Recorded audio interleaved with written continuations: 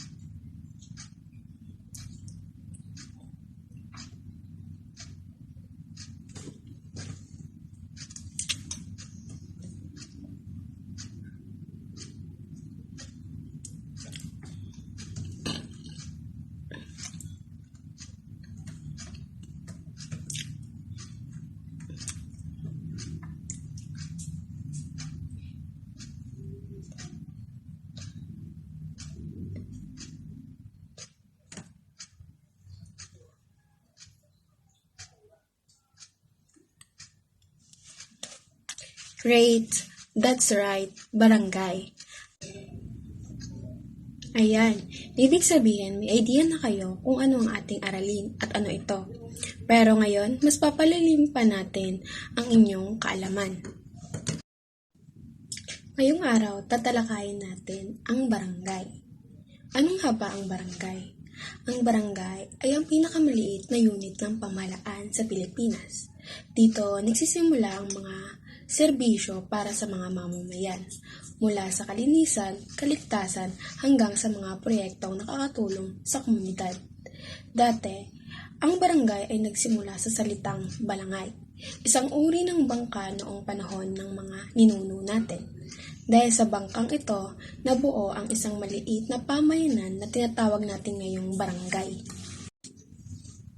So let's proceed to the instructional factualism sa barangay.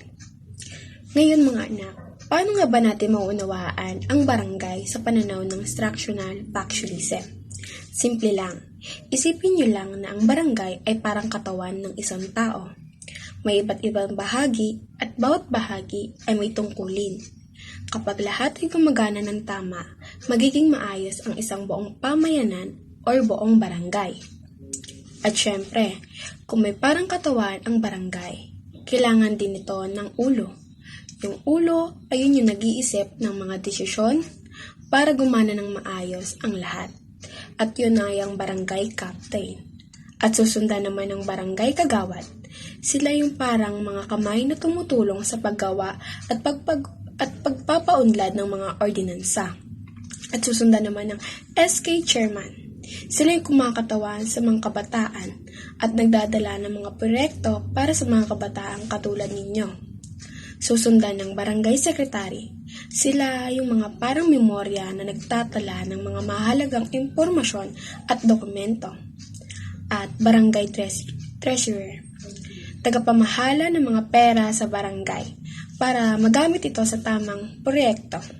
Susundan ng barangay tanod para silang kalamlang ng mga nagpoprotekta sa komunidad laban sa kaguluhan. Sa instructional factualism mga anak, dito mahalaga ang bawat parte. Kapag may isang hindi gumana, apektado ang lahat. Katulad na lang ng kapag may sumasakit sa isang parte ng katawan natin, apektado ang buong katawan at hindi natin ito may kikilos ng maayos. So, may natutunan ba ang grade 6 magsaysay? Lagi niyo lang tatandaan mga anak na ang barangay ay isang organisadong pamahalaan sa maliit na komunidad. At sa ilalim naman ng instructional factualism, ang bawat opisyal at bawat miyembro ay may tiyak na tungkulin upang matiyak na maayos ang takbo ng barangay. So, ayun na. Bago matapos ang ating talakayan, magkakaroon tayo ng activity. Dito, imamatch nyo yung opisyal ng barangay sa tamang tungkulin. Yan. Isusulat nyo lang yung tamang letter sa tabi ng numero. Bibigyan ko lamang kayo ng 1 minuto para tapusin ito.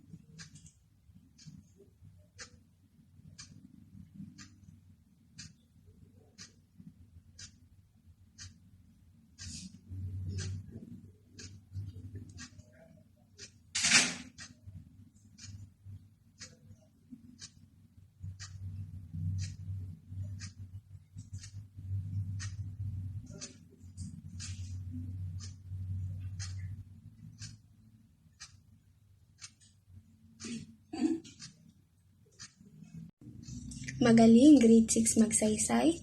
Ngayon, alam nyo na kung ano nga ba ang barangay at kung paano ito gumagana bilang isang sistema na kung saan lahat ng tao ay may mahalagang papel. Laging tandaan na kahit tayo simpleng mamamayan, may papel din tayo na dapat gampanan para maging maayos ang ating komunidad. Yun lamang ang ating discussion ngayong araw. Maraming salamat sa pakikinig at naway may natutunan ang grade 6 magsaysay.